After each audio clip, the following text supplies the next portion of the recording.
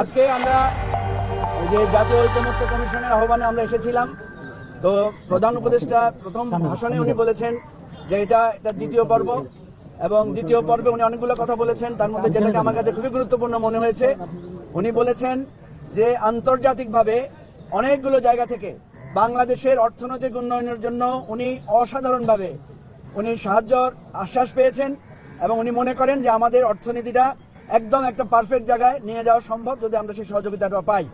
দ্বিতীয় হচ্ছে জাতিসংঘের যে সহযোগিতার কথা উনি বলেছেন, যেটা আমাদের জন্য একটা বিরাট মাইল ফলক, সেটা তিনি বলেছেন। কিন্তু তিনি সেটা বলেছেন যে বিদেশিরা ওনাকে বলেন যে আমরা তো তোমাকে অর্থনৈতিকভাবে সাহায্য করতে পারবো, কিন্তু আমরা তোমাদের যে সংস্কার সেটা তো আমরা করতে পারবো না, সেটা তোমাদেরকে করতে হবে।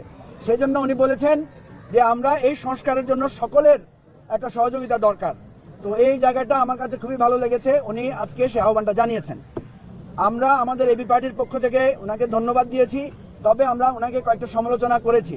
আমরা বলেছি যে প্রথম যেদিন আপনার সাথে সাক্ষাৎ হয়েছিল সেদিনই আমরা বলেছিলাম যে আপনি রাজনৈতিক দলগুলোর সাথে ঐকমত্য প্রতিষ্ঠার জন্য একটা টিম তৈরি করে দেন, কিন্তু আপনি সেটা করেন নাই, দেরি করে করেছেন। আরেকটা বিষয় আমরা সবসময় বলেছি যে এই সরকারের সঠিক কর্তৃত্ব এখনো প্রতিষ্ঠিত হয় নাই, ফলে আপনি এরকম একটা ভঙ্গুর অবস্থা নিয়ে কিভাবে নির্বাচন করবেন। আমরা স্পষ্টভাবে বলেছি স্থানীয় নির্বাচন আগে করেন বা জাতীয় নির্বাচন আগে করেন, কিন্তু আপনার প্রশাসনিক কর্তৃত্বটা লাগবে।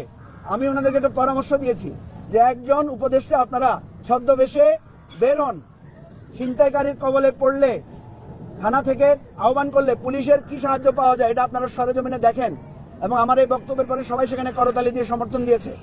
আমরা মনে করি এই সরকার ক্ষমতায় আছে ঠিকই, কিন্তু তাদের কর্তৃত্বটা এখনো সুস্পষ্টভাবে হয় নাই, ফলে এরকম কর্তৃত্বহীন অবস্থায় যে কোনো নির্বাচন হবে আমাদের জন্য বিপজ্জনক। এবং আমরা বলেছি যদি এরকম পর্যায়ে আপনারা নির্বাচনের দিকে আগে চলে যান কর্তৃত্ব এবং সংস্কার পরিপূর্ণ না করে, তাহলে এই নির্বাচনটা হতে পারে অত্যন্ত খারাপ একটা নির্বাচন। তো এই বিষয়টা আমরা ওনাদেরকে অনুরোধ করেছি।